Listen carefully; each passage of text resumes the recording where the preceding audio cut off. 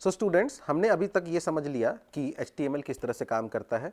ठीक है, उसके अंदर एक हेड जैसी कोई चीज़ होती है, बॉडी जैसी कोई चीज़ होती है, और ये सारी की सारी चीज़ें हमारा HTML का पार्ट होती है। ओके, सो इसमें जो सबसे इम्पॉर्टेंट चीज़ आती है कि हमें ये समझना होता है कि टैग नाम की एक क्या चीज़ होती है। अब टैग क्यों इतना इम्पॉर्टेंट है?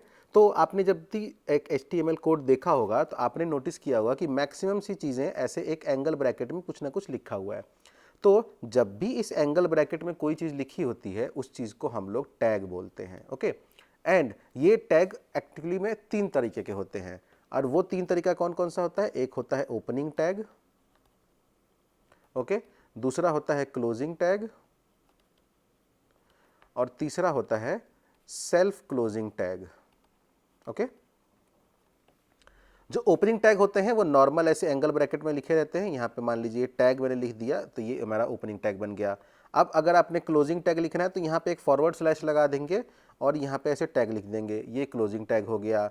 और सेल्फ क्लोजिंग टैग लिखना है तो सेल्फ क्लोजिंग टैग ऐसे नॉर्मली लिखा जाता है।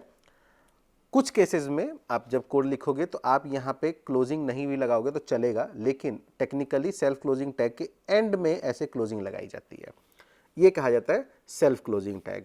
ओके, सो आपको मैक्सिमम चीज़ें, मैक्सिमम क्या, हर एक चीज़ HTML में आपको इन टैग्स के अंदर इनक्लोज्ड मिलेंगी। ठीक है, तो जब भी एक चीज़ को हम एक ओपनिंग टैग जिसको मैं OT लिख रहा हूँ, और एक क्लोजिंग टैग जिसको मैं CT लिख रहा हूँ, और एक सेल्फ क्लोजिंग टैग जिसको ST लिख रहा हूँ, तो मान लीजिए कि यहाँ पे OT है, ओपनिंग टैग है, बीच में बहुत सारी चीज़ें लिखी हुई हैं, और फिर यहाँ पे CT है, क्लोजिंग टैग है। तो अब इस पूरे के पूरे चीज़ को मैं बोलूँगा एक एलिमेंट। ओके, अब जब ओपनिंग और क्लोजिंग है तो क्लियरली समझ में आ गया कि जहाँ से शुरू हो रहा है जहाँ पे ख़त्म हो रहा है उसके बीच में जो भी चीज़ है उसको, अब ये तीनों चीज़ों को मिला के हम उस चीज़ को क्या बोल देंगे? एलिमेंट। और इसको हम लोग बोलते हैं ये एक HTML का एलिमेंट है। लेकिन जब ST हो तो इसके साथ कोई ओपनिंग और कोई क्लोजिंग नहीं है, ये खुद ही ओपनिंग है, खुद ही क्लोजिंग है, तो यस, इसको खुद ही एक एलिमेंट बोल दिया जाता है। तो अगर एक सेल्फ क्लोजिंग टैग है तो वो खुद ही एक एलिमेंट बन जाता है, उसके लिए ओपनिंग या क्लोजिंग की जरूरत नहीं पड़ती है। ओके, सो ये एक बड़ा ही बेसिक सा कॉन्सेप्ट है कि टैग्स और एलिमेंट्स क्या होते हैं। अब यहाँ पे सबसे पहले शुरुआत करते हैं हम लोग बड़े ही बेसिक टेक्स्ट रिलेटेड टैग्स से। टेक्स्ट टैग्स कह सकते हो, टेक्स्ट रिलेटेड टैग्स कह सकते हो, ठीक है, टेक्स्ट फॉर्मेटिंग टैग्स कह सकते हैं हम लोग, ये तीनों चीज़ें हम लोग कह सकते हैं टेक्स्ट टैग से। जिसमें आप एक, हम लोग पुराने अपने स्कूल टाइम की बातें याद करते हैं तो मैं एक बुक की याद करता हूँ, एंड बुक में हमारे पास हेडिंग्स होती थी और पैराग्राफ्स होते थे। ओके, तो बुक्स में जो हेडिंग्स और पैराग्राफ्स होते हैं ना, एग्जैक्टली टैग्स में भी ये दो चीज़ें बहुत इंपॉर्टेंट चीज़ें होती हैं। ठीक है, वो भी देखेंगे। और आपने देखा होगा उसमें ही कहीं पे कोई चीज़ें बोल्ड होती थी, कहीं पे इटैलिक्स होती थी, ठीक है, और कहीं पे अंडरलाइन भी होती थी, ये चीज़ें भी देखी होगी आपने। तो अब टैग्स का HTML में इसका क्या रिलेशन है वो समझते हैं। तो हमारे पास HTML में हेडिंग टैग्स आते हैं जो कि H1 से लेके H6 तक होते हैं। Okay, depending upon their different different sizes. और साइजेस के साथ जो H1 से लेके H6 तक जितने भी टैग्स होते हैं ना, वो सारे के सारे टैग्स आपको साइजेस के साथ साथ उसकी प्रियोरिटी भी बताते हैं, और यही चीज़ SEO में हेल्प करते हैं, जिसको बोला जाता है search engine optimisation. Okay, next हमारे पास आ जाता है पैराग्राफ टैग, जिसको हम लोग P से बताते हैं, बोल्ड टैग B के लिए, इटैलिक्स I और अंडरलाइन U से। इसके अलावा न्यू लाइन में जाना है। ओके, तो जैसे हम लोग इंटर दबा के न्यू लाइन में चले जाते हैं, तो न्यू लाइन में जाने के लिए आप BR टैग का यूज़ करोगे, और BR एक सेल्फ क्लोजिंग टैग है। ओके, अब जैसे कोई भी टेक्स्ट कोई चीज़ लिखता है, कोई भी काम कर रहा होता है, तो उसकी आदत होती है इसे बीच में एक लंबी सी लाइन खींचने की। जैसे मेरी आदत है, मैं अभी देखिए यहाँ पे मैंने एक लंबी सी लाइन बीच में खींच दी। ऐसा लाइन अगर आपने अपने डॉक्यूमेंट में अगर आपको ऐसी लाइन खींचनी चाहते हो तो उसके लिए आप यूज़ करोगे HR टैग, ये भी एक सेल्फ क्लोजिंग टैग है। ओके, तो ये सारे बड़े ही बेसिक टेक्स्ट रिलेटेड टैग्स होते हैं। तो अब मैं आपको VS कोड पे ले चलता हूँ और वहाँ पे आपको टेक्स्ट रिलेटेड टैग्स को यूज़ करके दिखाता हूँ। ठीक है, तो ये मैं अपने VS कोड पे आ गया। ये हमने अभी पढ़ लिया था, जिसमें हमारा हेड पढ़ा था, जिसमें बॉडी पढ़ा था, ठीक है, HTML पढ़ा था, सारी चीज़ें पढ़ ली थी। अब मैं क्या करता हूँ, एक नया फोल्डर बनाता हूँ और यहाँ पर लिख देता हूँ टेक्स्ट टैग्स, ऐसे नाम दे दिया इस फोल्डर का। और इसके अंदर मैंने बना दिया index.html नाम से एक फाइल, ठीक है। बेसिक कोड लिखने के लिए वही एक्सक्लेमेशन मार्क डाला, एंटर दबाया, बेसिक कोड आ गया। इसके टाइटल में चेंज कर देता हूं मैं टेक्स्ट टैग्स। ओके, अब यहाँ पे हम टैग देते हैं। सबसे पहले मैंने h1 दिया, h1 लिखा और एंटर दबा दिया। देखिए कभी भी कोई टैग आप लिखोगे तो पूरा का पूरा टैग ऐसे नहीं लिखना, कभी ऐसे ए लिखा फिर h1 लिखा फिर ऐसे लिखा, ये भी लिख सकते हो, ये तरीका भी गलत नहीं है, लेकिन इसमें कभी कभी मिस्टेक होने के चांसेस होते हैं। ठीक है, आप एक काम कीजिए, नॉर्मल h1 लिखिए और एमिट को बाकी काम करने दीजिए, बस सिंपल, क्वाइट ईजी। अब इससे फ़ायदा एक और होगा, ऑटोमेटिकली आपका कर्सर भी सेंटर में आ गया, सब कुछ हो गया। देखा एमिट कितना अच्छा है। तो अब यहाँ पे लिख देते हैं दिस इज हेडिंग 1। ओके, अब इसी तरीके से मेरे पास h2 h3 h4 आ जाएगा। तो मैं ऐसे 4-5 चीज़ें ले लेता हूँ। यहाँ पे h1 की जगह h2, तो लास्ट में ही मेरे को चेंज करना पड़ेगा h2। ठीक है, अभी देखिए आपको ये बार बार ये चीज़ करना पड़ रहा है। h3 यहाँ पे लास्ट में भी जाके चेंज कर दो h3। ठीक है, फिर यहाँ पे लिखो h4 और ऐसे लास्ट में भी जाके चेंज कर दो h4। अब ये चीज़ करना कितना ही मतलब टाइम कंज्यूमिंग और कितना इरिटेटिंग है कि यहाँ भी चेंज करो वहाँ भी चेंज करो। देखो टेक्निकली करना तो पड़ेगा। अब इस चीज़ के लिए हम एक एक्सटेंशन आज इंस्टॉल करेंगे जिसका नाम है auto rename tag. Okay, so auto rename tag, या not this one, auto rename tag. Okay, writer is Jun Han. Okay, ये टैग हम लोग इंस्टॉल कर लेंगे, सॉरी ये एक्सटेंशन हम लोग इंस्टॉल कर लेंगे ऑटो रीनेम टैग का। इससे क्या होगा, अब देखो, अब मैं यहाँ पे h5 लिख रहा हूँ तो देखो ऑटोमेटिकली इसकी एंडिंग में भी चेंज हो जा रहा है। ठीक है, अब यहाँ पे मैं h6 लिख के इसके अंदर मैं फिर से ही कर देता हूँ, इसको मैंने नीचे डाल दिया। अब यहाँ पे मैं अगर इस वाले में h6 लिख देता हूँ तो ऑटोमेटिकली इसके एंडिंग में भी h6 लिखा है। तो ये फ़ायदा होता है। चलिए यहाँ पे हम चेंज कर देते हैं, यहाँ पे 2 कर देते हैं, यहाँ पे 3 कर देते हैं, यहाँ पे 4 कर देते हैं, यहाँ पे 5 कर देते हैं, यहाँ पे 6 कर देते हैं। ओके, सो हमने 6 के 6 हेडिंग टैग्स बना लिए हैं। देखते हैं, अपने सिस्टम को लाइव करते हैं, अपने कोड को लाइव करते हैं, देखते हैं क्या आउटपुट आता है। ओके ओके, लाइव हमारा स्टार्ट हो गया है। तो ये देखो यहाँ पे अगर this is heading 1, this is heading 2, 3, 4, 5, 6। Okay, अब देख पा रहे हो इसके साइजेस बड़े बड़े डिफरेंट है। ये काफ़ी बड़ा है, फिर छोटा, फिर छोटा, फिर छोटा, फिर छोटा। तो ये हमारा हेडिंग टैग होता है। ओके, नेक्स्ट हम पैराग्राफ टैग में आते हैं। हेडिंग टैग में एक और चीज़ हमें जाननी चाहिए कि हेडिंग टैग प्रायोरिटी भी सेट करती है। फॉन्ट साइज़ वगैरह तो हम मैनुअली भी कंट्रोल कर सकते हैं। मैनुअली कैसे कंट्रोल कर सकते हैं, हम CSS का यूज़ करके भी कर सकते हैं। ठीक है, अब पी टैग मतलब पैराग्राफ टैग। इसके अंदर आप कुछ भी लिखोगे ना, ABCDEFGH, तो देखो ये ऐसे आ जाएगा, ये एज ए पैराग्राफ आता है। ठीक है, इसको पैराग्राफ टैग बोलते हैं। तो ये देखिए बोल्ड नहीं होगा, नॉर्मल एक साइज में हमें डेटा दिखेगा। अब यहाँ पे बहुत सारी चीज़ें लिखनी है। तो अब जब हम लोग वेबसाइट डेवलपमेंट करते हैं तो हमारे को डमी टेक्स्ट की बहुत ज़्यादा ज़रूरत पड़ती है। डमी टेक्स्ट की ज़रूरत क्यों पड़ती है कि कहीं पे हमें देखना पड़ता है कि भाई किस बॉक्स में कितना टेक्स्ट आ सकता है। ऐसे ऐसे कुछ चीज़ें देखने के लिए हमें डमी टेक्स्ट की ज़रूरत पड़ती है और उस डमी टेक्स्ट को लोरेम टेक्स्ट बोला जाता है। तो हम यहाँ पे टाइप करेंगे LOREM और दबा देंगे एंटर। तो एमिट ऑटोमेटिकली एक लोरेम टेक्स्ट मेरे लिए लिख के दे देगा, and this is my lorem text. Okay, ये मेरा 100% में चल रहा है। Yes, this is my lorem text. अब ये तो हमारे पास इतनी लिमिटेड टेक्स्ट आई। अभी हम लोगों ने प्रीटियर भी इंस्टॉल किया था। अब चलिए प्रीटियर का यूज़ करते हैं। अभी देखिए एक प्रॉब्लम समझाता हूँ, फिर प्रीटियर का यूज़ करना आपको अच्छे से समझ में आएगा। प्रॉब्लम समझने से आपको देखिए कि मेरे को ऐसे ऐसे स्क्रॉल लेफ्ट राइट स्क्रॉल करना पड़ रहा है मेरे को पूरा टेक्स्ट पढ़ने के लिए। ठीक है, अब इस चीज़ से बचने के लिए हम क्या करेंगे, ऐसे Alt Shift F प्रेस कर देंगे। जैसे Alt Shift F प्रेस करोगे आपको VS कोड बोलेगा कि आप अपना फॉर्मेटर कन्फिगर कर लीजिए। जिन्होंने पहले से कर रखा है उनके लिए अच्छी बात है, जिन्होंने नहीं किया है उसको ये करना पड़ेगा। जैसे आप यहाँ पे कन्फिगर पे क्लिक करेंगे, यहाँ पे ऊपर टॉप में आपको ऑप्शन मिल जाएगा कि HTML के थ्रू करना है या प्रीटियर के थ्रू करना है। मैंने यहाँ पे प्रीटियर सेलेक्ट कर लिया।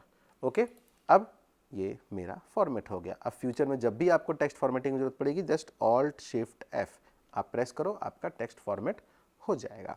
ओके, तो ये मेरा आ गया। अब मैं और ज़्यादा लिखता हूँ, मैं एक और पी टैग बनाया। अब मेरे को बहुत ज़्यादा टेक्स्ट चाहिए, मतलब ये तो बहुत थोड़ा सा आया, मेरे को 1000 वर्ड 5000 वर्ड चाहिए। तो 1000 5000 कैसे लाया जाता है वो भी मैं आपको बताऊंगा, लेकिन मैं सबसे पहले 500 वर्ड लेके चलता हूँ। तो मैं लिखता हूँ लोरेम और इसमें बिना स्पेस के बिना कुछ किए सीधा आप लिख दीजिए 500।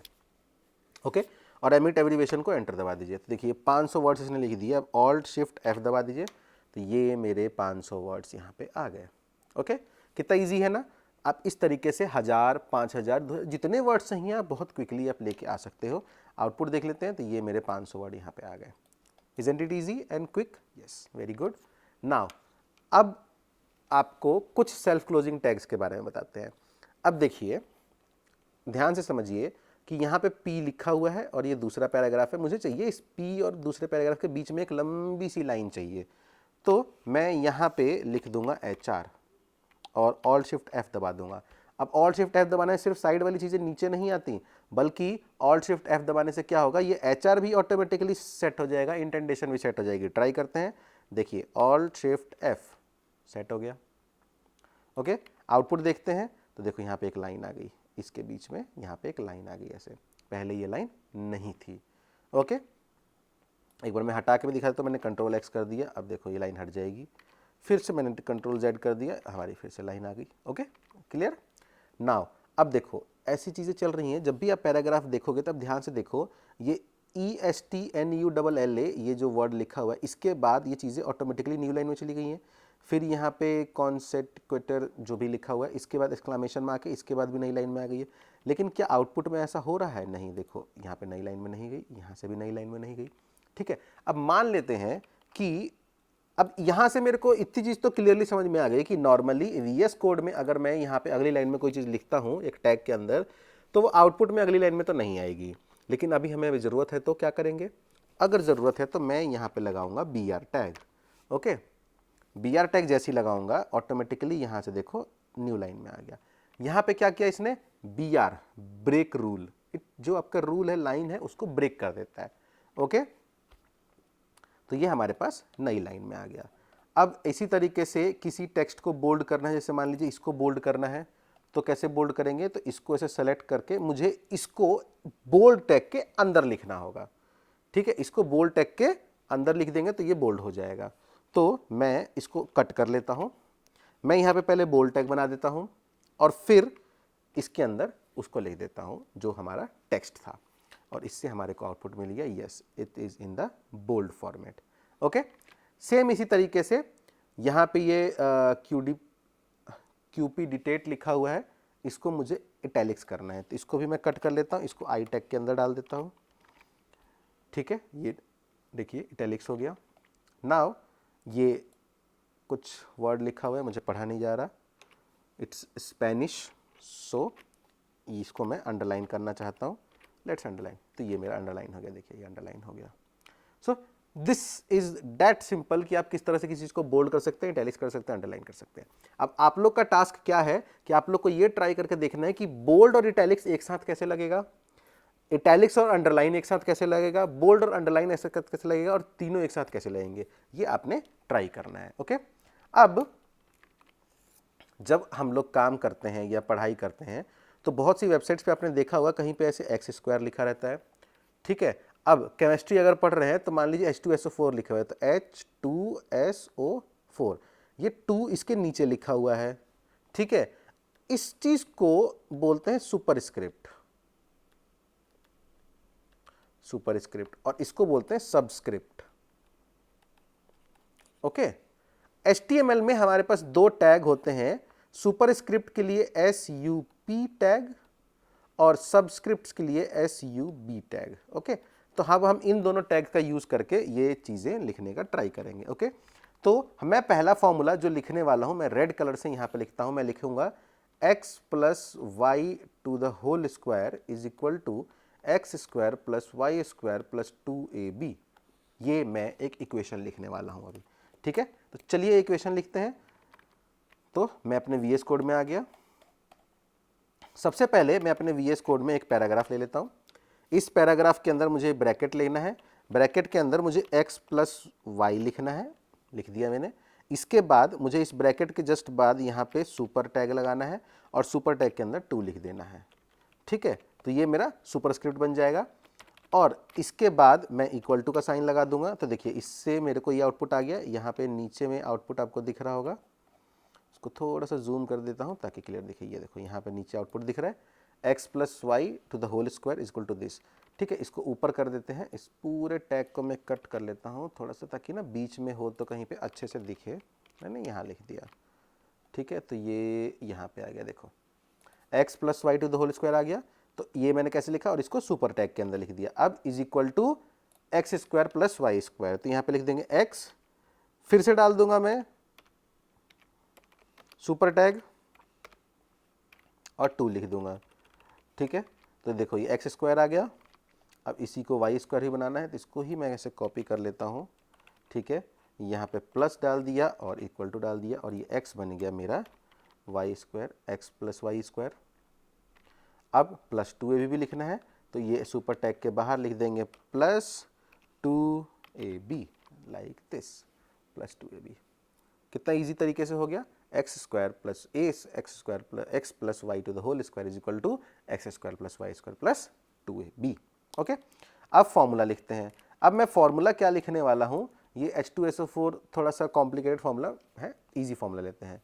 तो हमारे पास क्या होगा, H2 plus O2 is equal to H2O। हाँ, ये बैलेंस नहीं है, बैलेंस आप लोग खुद करेंगे, तो मैं एक नॉर्मल फॉर्मूला लिखेंगे, H2 plus O2 is equal to H2O। So चलिए कोड में चलते हैं।